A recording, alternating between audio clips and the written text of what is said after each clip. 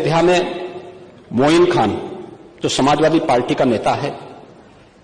अयोध्या के सांसद की टीम का सदस्य है, 12 वर्षीय एक नाबालिग बच्ची के साथ दुष्कर्म का कृत्य में शामिल पाया गया है। अभी तक समाजवादी पार्टी ने उसके खिलाफ कार्रवाई नहीं की है। मैं ये नहीं समझ पा रहा हूं कि ये सब क्या है। अब क्या ये कोई समाजवादी पार्टी ना बोले? आपका एक्टिव मेंबर है,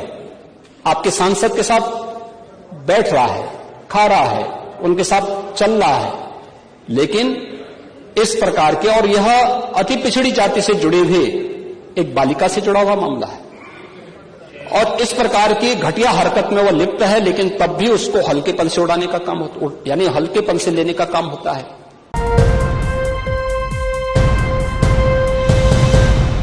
ये जो अभी आपने टीवी स्क्रीन पर 2 वीडियो देखे, एक में योगी आदित्यनाथ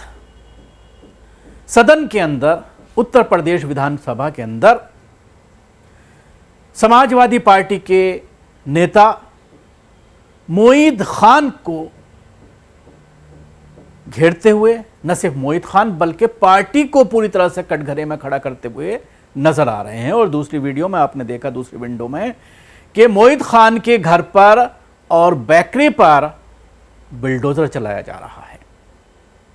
करोड़ों रुपए के मकान को एक झूठे आरोप में, एक झूठे केस में फंसा करके उसको जमींदोज कर दिया जाता है और एक पार्टी को पूरी तरह से कटघरे में खड़ा किया जाता है। सदन में बोला जाता है झूठ, और उसके बाद तमाम न्यायिक व्यवस्था तमाशाई बनी देखती रहती है। अब 1 साल से ज्यादा वक्त बीत जाने के बाद इस मामले में मोईद खान को कोर्ट के जरिए बाइज्जत बरी किया जाता है, क्योंकि जो रिपोर्ट आती है उस रिपोर्ट से यह बात पूरी तरह से साबित हो जाती है कि मोईद खान बेकसूर है। उसका नौकर जो है इसमें दोषी पाया जाता है और उनको बरी कर दिया जाता है। अब इस मामले में सवाल कई खड़े होते हैं पूरी न्यायिक व्यवस्था के ऊपर, पूरे पुलिस प्रशासन के ऊपर, कि जब ये पूरी घटना घटी थी उस वक्त मोईद खान चिल्ला चिल्ला करके कह रहे थे। उसके साथ ही सारी बातें, आस पड़ोस के लोग भी इस पूरे मामले को कह रहे थे कि जो नौकर है उसका उससे मुआशका चल रहा था, उस लड़की का, नाबालिग लड़की का। उसके बाद बावजूद जो है सारी चीज़ें क्लियर होने के बाद भी, क्योंकि मामला इसको पॉलिटिसाइज करना था, समाजवादी पार्टी को कटघरे में खड़ा करना था, और दूसरा ये कि मोईद खान मुसलमान था, इसलिए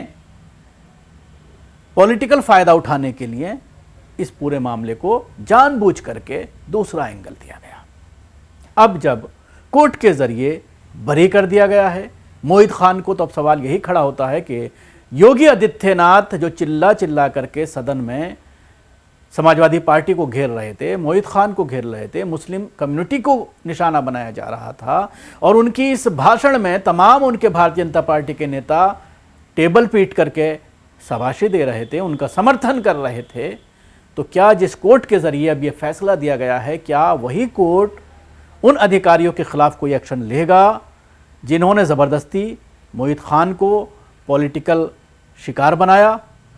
उनको जिस तरह से फंसाया गया इस केस में, और साथ साथ उनके कारोबार को जिस तरह से तहस नहस किया गया, उनके आशियाने को, उनके घर को जिस तरह से बिल्डोज कर दिया गया, पूरे परिवार को सड़क पर आना पड़ा, क्या उनके घर को बनवा करके दिया जाएगा, या कोई जो पुलिस अधिकारी हैं या प्रशासनिक अधिकारी हैं, क्या उनसे, उनकी सैलरी से इसकी वसूली की जाएगी? हरगिज़ नहीं होगा, क्योंकि इस तरह के केसेस आमतौर पर सामने आते रहते हैं कि बेगुनाहों को 24-24 साल जेल में रहना पड़ता है। अभी आपने देखा कुछ दिन पहले ही एक मामला, अक्षरधाम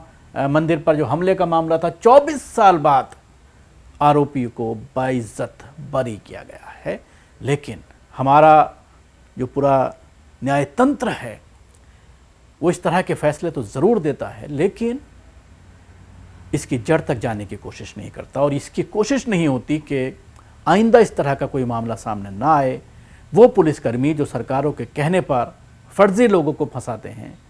बेजा इल्ज़ामात लगाए जाते हैं, उनकी अकाउंटेबिलिटी तय हो, उनकी जवाबदेही तय हो। अगर वो इस तरह से करते हैं तो उनके ऊपर फाइनेंशियली बर्डन डाला जाए, दंड डाला जाए, तो शायद इस तरह के केसेस पर और उसके साथ ही उनको सज़ाएं दी जाएं, ताकि कोई भी किसी बेगुनाह को सलाखों के पीछे ना पहुंचा सके। अब ये देखने वाली बात है कि जज साहब इस मामले में किस तरह का जो है वो, क्या इस तरह का कोई फ़ैसला आएगा कि जिन लोगों ने बुलडोज़ किया है उनसे इसकी वसूली की जाए, उनको सज़ा दी जाए।